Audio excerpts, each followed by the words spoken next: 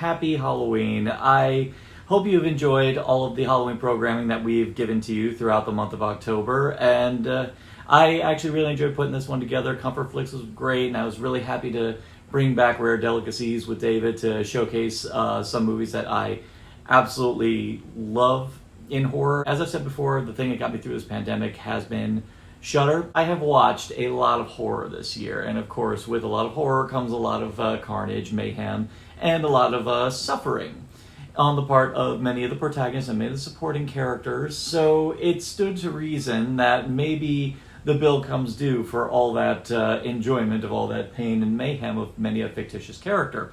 So I decided to pay it back in my own way. Whether or not I survive this, who's to say? I've never done this before. I'm going to do the one chip challenge for Halloween Day. I do this because I love you and because I love the fact that you guys come to Narcotic Casserole to hear me ramble on about movies and the like. So I figured what better way to end the Halloween season and to also kind of kick off the upcoming holiday season than to make put myself through ridiculous amounts of pain by doing this challenge. Now, for those who do not know, the one chip challenge is an insanely spicy tortilla chip, or a single chip that is made of the Carolina Reaper with Sichuan heat. It says rules for the challenge: eat the entire chip, wait as long as possible before drinking or eating anything, and post my reaction to social media, which I shall do. It's trying to get me to go 1 hour without eating anything, so I don't know if I can do that, but one thing I am going to do is that during the course of this video, while I'm suffering from this chip, I am also going to list off many of the wonderful films that I have seen, not just films, but also documentaries that I've watched on Shudder. I never proclaimed that I was sane in any shape, way, or form, but I am also not stupid. I watched enough hot ones to know how dangerous it is to touch the chip and accidentally rub your eyes, so I'm going to be wearing gloves for the initial tasting. Apparently, from what I understand, it's like 1,000,000 Scovilles, which is, I think, even worse than Da Bomb. I think it's like on the same par as the Last Dab. But yeah, have a look at this bitch. I know I'm not gonna be able to get this one go unless I do this. So, oh shit, vacuuming afterwards. Okay. Brace myself.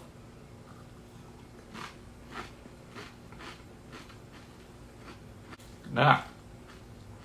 First off, it doesn't taste very good. Did not taste good at all.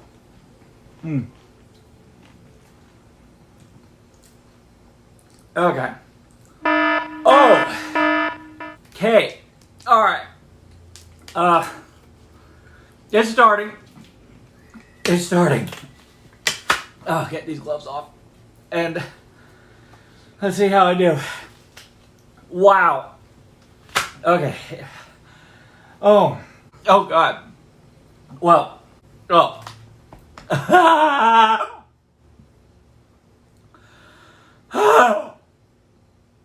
I got fucking hiccups. I got hiccups. So I'm gonna be doing these amid my recommendations for Shudder. Firstly, it actually costs not too much per month. $5 per month or $50 for a whole year. I did the year package. The main reason I love that channel is because I love, or that service, is because I love The Last Drive-In with Joe Bob Briggs. And through him, I saw a lot of really, really great horror films. Oh God, I'm crying. Yeah, fuck it, I'm not gonna last beyond 5 minutes. Lynn got me almond milk. Oh, bless her. Oh, nectar of the gods. Oh, fuck. Oh, this really helps. Oh.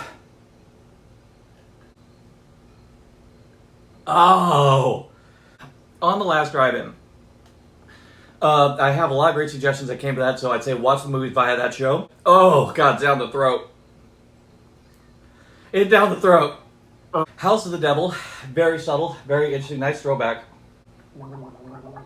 And then there's One Cut of the Dead, which is... oh! The back of the throat, the brain kills. These are tears. Stop breathing in and out. See, when you watch people and hot ones do this, this is how it feels. Now I sympathize. I don't think I like almond milk that much, but it's godsend. Thank you. One Cut of the Dead, wonderful comedy horror. Definitely a beautiful film. I actually got a little misty-eyed, same way like this. I'm gonna change it up a bit. I love Pop-Tarts, but it's been a while since I've had them.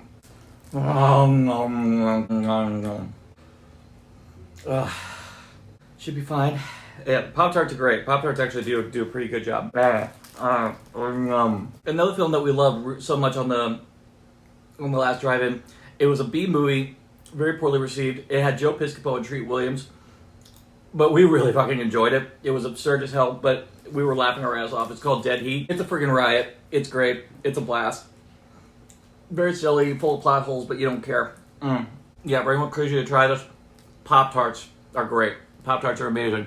Actually, another great thing about Shudder is that I've been able to get a chance to watch a lot from the Masters, which I have not been widely available anywhere else. In particular, Dario Argento, who I saw Suspiria last year and I fucking loved it. Joe Bob actually showed one of his giallos, Deep Red. One thing I'm going to say, I'm definitely an Argento man. I tried watching a couple of Fulcis. The Beyond is a good movie, but I'm not a fan of Fulci's excesses. Though I will say Don't Torture a Duckling is actually really, really good. I will say that was actually quite good.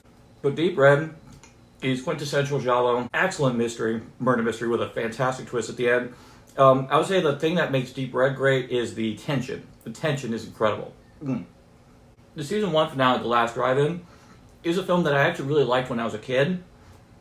I enjoyed it as a kid, but as I've gotten older and I watch it again, I actually realized even if it is derivative of Carrie, Nightmare on Elm Street, I'm not gonna lie, it's still a really great story in its own right, and it has a great horror villainess, but I really think Hello, Mary Lou, Prom Night 2 is a very underrated sequel. It's a rare instance where a sequel that has nothing to do with the original is better than the original. Got some great freaky sequences, got great possession, got this great possession plot line, really good nightmare sequences, but in the end of it all, Mary Lou Maloney is a wicked villainess. I think I'm coming down, but I've got the shakes. I love Pop-Tarts. I love you, Pop-Tarts. If I weren't on this fucking diet, I'd be eating you all the time. Another one I liked, which was remade a couple years ago with Elijah Wood, but I definitely do say don't ignore the original, even though I heard the remake is pretty good too. Mainly because it has gore effects by the great Tom Savini. I think it was one of his earliest ones right next to The Prowler. But it's a movie called Maniac, and it actually stars Joe Spinell and Caroline Munro. Oh God. Oh. Shit.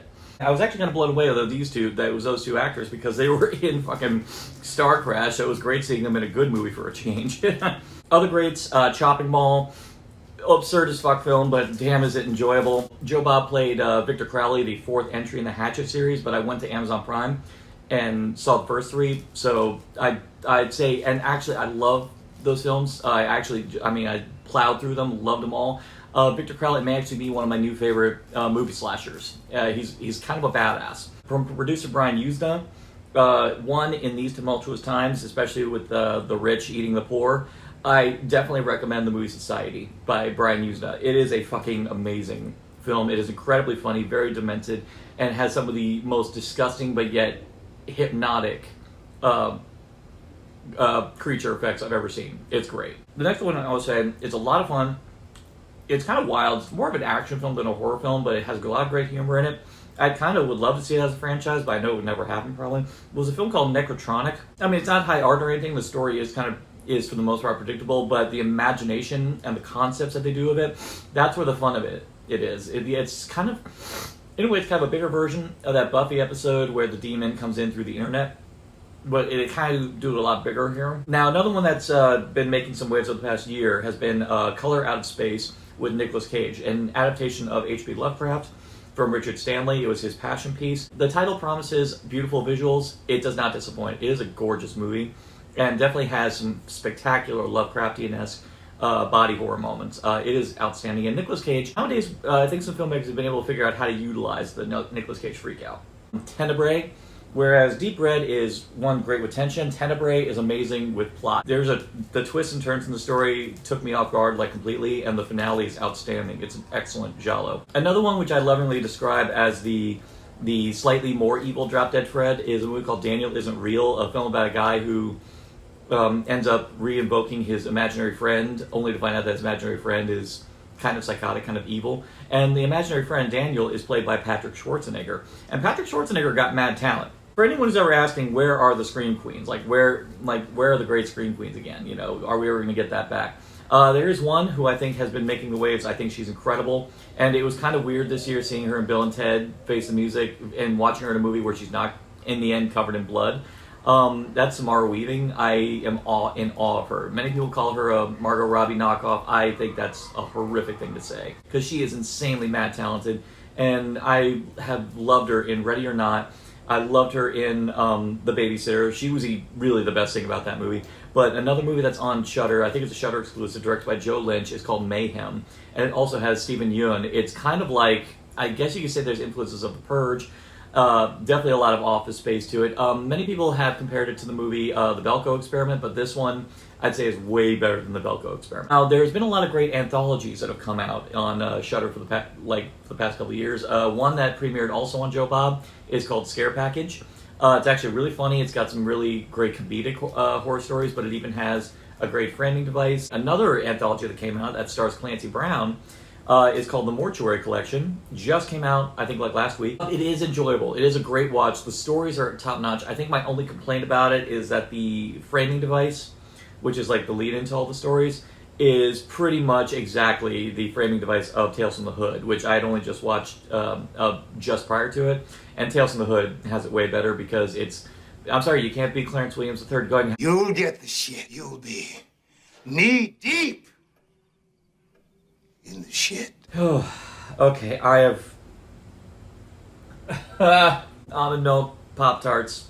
Those are the wins. Another thing that Shudder does insanely well, and I saw an abundance of them, and all of them were great, were the documentaries.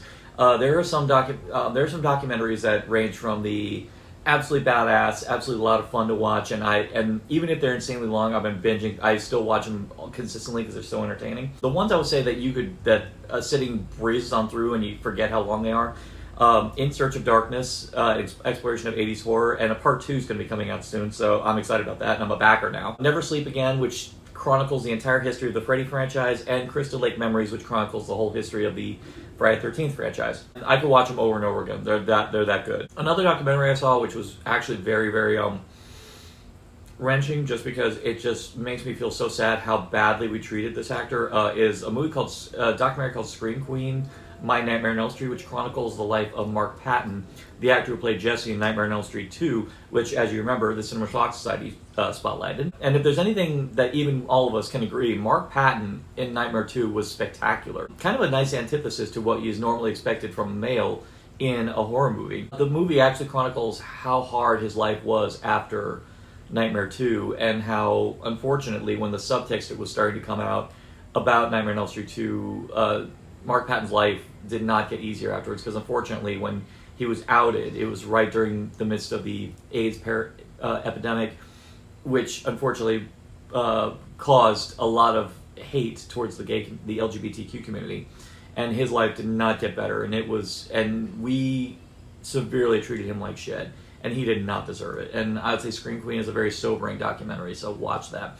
Another one, on one side funny, another one very harrowing, but nevertheless is never boring, is Horror Noir, which actually talks about the complete history of black representation in the horror genre. All the way from the dead beginning of film, all the way to today. Another horror film, which I will say, when I watched it, has actually inspired me to get started writing my own horror film, like my own original horror film, is a film called Scare Me. Very simple film about two people just telling ghost stories in a cabin. And it's not, I wasn't so much scared by it, but I was so electrified by just seeing a movie about people creating in a confined environment. It was absolutely invigorating. It was such a great watch. Actually 3 actors, all on their A game, but one important thing to note with The Boys season 2 closing up and Stormfront being one of the most popular things from last season. Aya Cash, who played Stormfront, is in this movie, and she is electric, and we need her to do more things. If you like a good demonic possession movie, the one I saw recently, which just blew my mind, is a film called The Cleansing Hour. It's about a pair of YouTubers who do a demonic exorcism show, but of course they're fake. But then unfortunately they're put to the ultimate test when their next subject winds up actually being possessed by a demon, and they actually have to run through the ringer to try and actually do a real exorcism. And it's relentless, it's a blast, it's darkly funny, but it's also really freaky. I strongly recommend it. It's excellent. And to cap off, the last one is The House That Dripped Blood. It's another anthology, but it has a veritable who's who of British talent. Dan Elliott, Christopher Lee, John Pertwee, and Peter Cushing. It's a great cross-section of British talent. It has a great framing device of chronicling the horrific goings-on of the various tenants of this one house. It's a fantastic movie. A lot of times the stories can be silly, but that's deliberately so. But it's also written by Robert Bloch, the man who wrote the original book that Psycho's based on. And the man has not lost his touch when it comes to twists. Okay, this is going to be cut down severely. I may even have to drop some of my recommendations, but it has been 30 minutes, and now I've actually been able to get through it. With that, in closing, thank you guys for joining me on my trip down horror lane. It's been a really hard year, and with a lot of great movies that I was looking forward to this year getting consistently delayed, I was actually very despondent because there was so much I had to look forward to this year, and the one thing that's been a constant that's always been there for me has been horror, and a lot of it was due to Shudder, and I wanted to find some way to show my love of it, but also martyr myself a bit. I'm pretty sure I'm going to have many promises of pain once I take a shit. But I'm not filming that. Don't expect me to film that. I might take a picture though. Stay tuned on Narcotic Casserole, because next month is Double November. This year we're doing the title songs and the themes. This was one I was really excited to do, and I was able to record all of it in no time flat. I was so excited to do it. And even better, we ended up getting a great guest speaker to come in and chime in on a couple of them. But this year's Double November is going to be, honestly, I think it's probably my best one I've done yet. So if you love James Bond, definitely check out my prior years of Double November, but definitely keep tabs on this one. In the meantime, like, share, subscribe, click, thou shalt be served. Just don't serve yourself the one chip challenge unless...